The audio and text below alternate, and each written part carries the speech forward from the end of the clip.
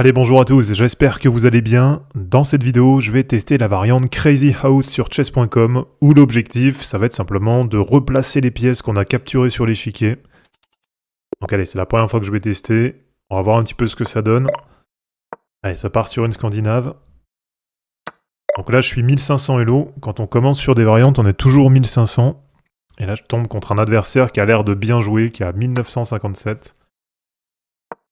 Donc là, on a chacun capturé une pièce. Et là, donc, si je veux, je peux remettre directement un pion sur l'échiquier. Allez, on va partir sur une Scandinave classique. On va voir un peu ce que ça donne. Ok.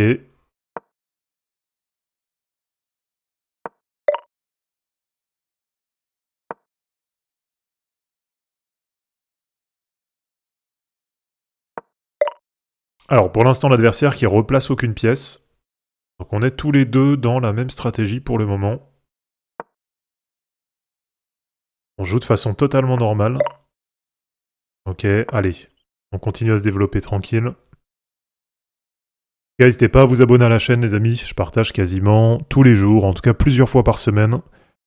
Des ouvertures, des défenses, des maths rapides, des pièges, des variantes d'échecs. Je vous partage mes parties. Donc j'essaie vraiment de vous partager du contenu assez varié, assez diversifié.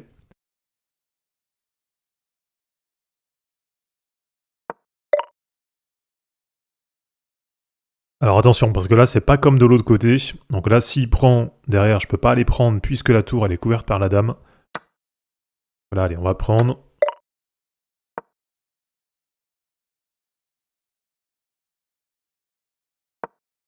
Donc là, c'est une variante en 3+2. Donc il y a 2 secondes d'incrément. Ça laisse du temps pour jouer.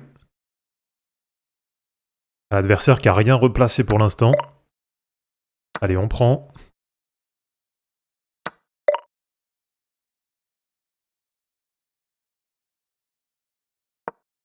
Allez, on va se décaler.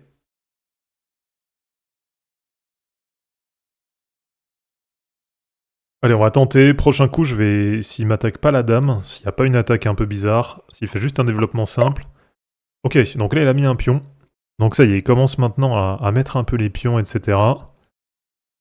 Donc c'est là où ça va commencer à être vraiment intéressant. Je pense simplement que je vais mettre mon fou, hein, simplement. La surprise, je vais reprendre. Derrière, j'aurai peut-être moyen d'aller reprendre le pion. Ouais, je pense qu'on n'est pas trop mal. Variante qui est plutôt sympa, en tout cas pour l'instant, variante qui est plutôt intéressante. Comme d'habitude, n'hésitez pas à me dire en commentaire ce que vous en pensez. Si vous trouvez que c'est une bonne variante ou si vous trouvez que c'est complètement flingué. Ok, donc là, il joue directement un échec. Alors derrière, il lui reste qu'un pion. Donc ça va. Alors il va me prendre la tour.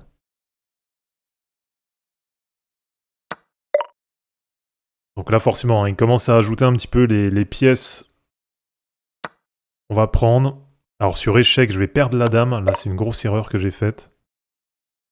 Sur échec, je perds la dame. Ouais, j'ai pas le choix. Hein. On va y aller comme ça. En tout cas, on a quelques pièces. Hein. Il reste un fou. Ah ouais, là, il est chaud. Là, il est vraiment, vraiment chaud. Il va aller faire une dame. Là, il a replacé des pièces. Ouais. Attention, hein, là, ça va être compliqué. Je vais quand même pouvoir couvrir. Le problème, c'est qu'il a 2 tours à placer maintenant. Ah, là, je suis vraiment bloqué.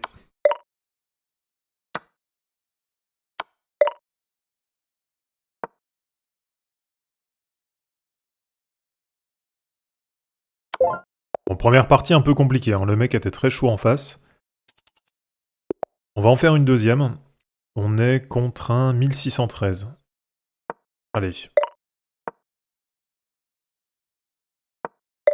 Première partie compliquée, l'adversaire qui était vraiment fort, qui joue régulièrement cette variante.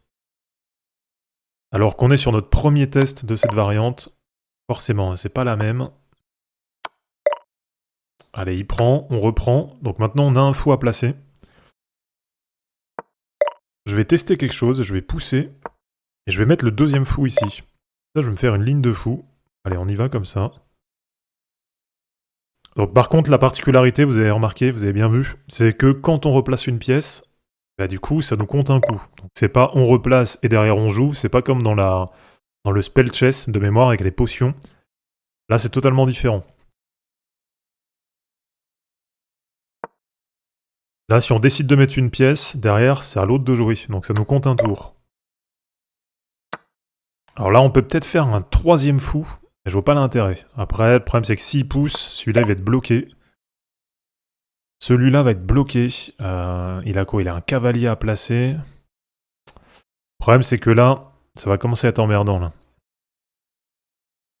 Si je mets la dame ici, donc si je replie ma dame, le problème, c'est qu'il va commencer à se faire des lignes de cavalier de son côté. Moi, je vais avoir des lignes de fou.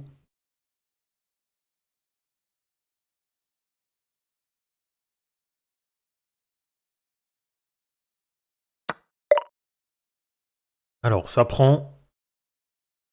On va reprendre directement du fou. Là, ça me paraît bon de reprendre du fou. J'ai maintenant 2 fous à replacer, donc je pense que je vais refaire la même chose. Je vais remettre un fou ici. On va le mettre là plutôt, on va le mettre devant la tour. Et je vais peut-être même en mettre un troisième, hein. Je me dis ça peut être pas mal. Ah, le problème c'est que là, il commence maintenant à vraiment me mettre dans les cordes. L'avantage, c'est qu'il a plus rien à replacer. Moi, j'ai 2 fous à placer. Bon, là, je pense qu'il va prendre là pour faire échec. Non. Alors, il décide de prendre ici. Et je pense que je vais jouer là, moi. Je le laisse prendre. Je prends son cavalier. Celui-là sera enfermé. Donc, le cavalier en bas à gauche, il sera enfermé. Moi, je vais prendre plutôt celui-là. Alors, sachant qu'il a une tour à placer. Sa tour, il peut pas la mettre. S'il la met là, ça change rien. S'il la met là, ça change rien. Donc la tour, elle est inutile. Le pion, à la limite, tu peux mettre un pion là. Là ou là. Sinon, son cavalier, là, il est perdu. Donc derrière, je peux reprendre déjà. J'ai toujours 2 fous à placer. J'ai un cavalier à placer. Je pense qu'on est pas mal. Là, je pense que pour celle-là, je la sens bien. Ah, je vais continuer pareil. Je vais me mettre là. Sa tour ne sert à rien. Hormis s'il la met là. Ah ouais, j'aurais peut-être plutôt dû me mettre ici. S'il met sa tour là, je suis obligé de bouger.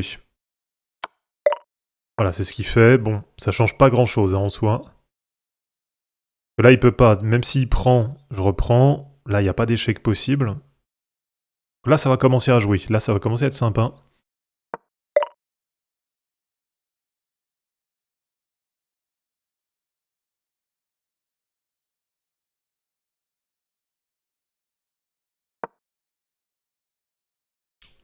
Donc, je replie le fou, je garde le contrôle sur le cavalier. Et le cavalier, il a que 2 cases. Là et là. Ok. Donc là, le truc, c'est que si je prends... C'est un peu emmerdant parce que je vais perdre le cavalier. Ça va m'obliger à mettre la tour ici. En vrai, je pense qu'on n'est pas trop mal hein, pour l'instant. Il est peut-être un peu en avance, mais... Je pense qu'on n'est pas trop mal. Là, s'il prend, je reprends. Je prends le cavalier. Je double les fous.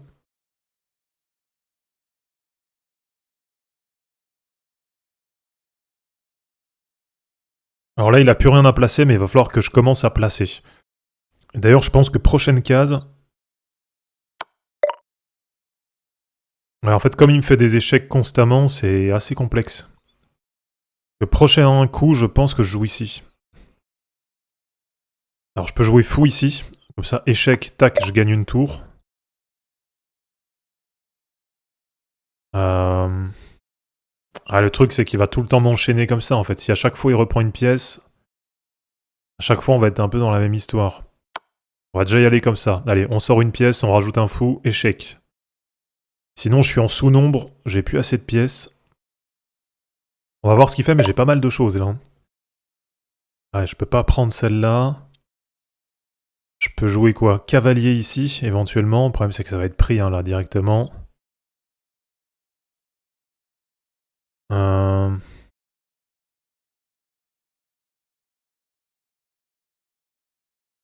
Alors là, si je prends, je vais perdre la dame. Donc déjà, on prend celui-là.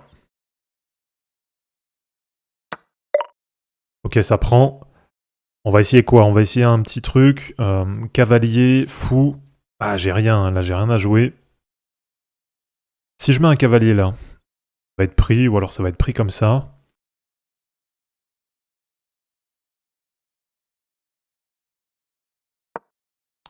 Tant pis. Je laisse tomber la tour. Prochain coup, je prends sa tour.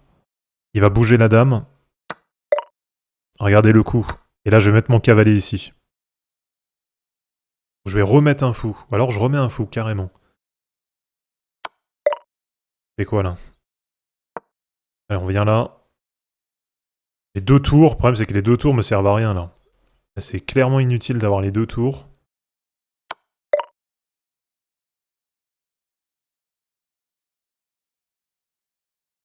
Là, je peux me couvrir éventuellement comme ça, avec un...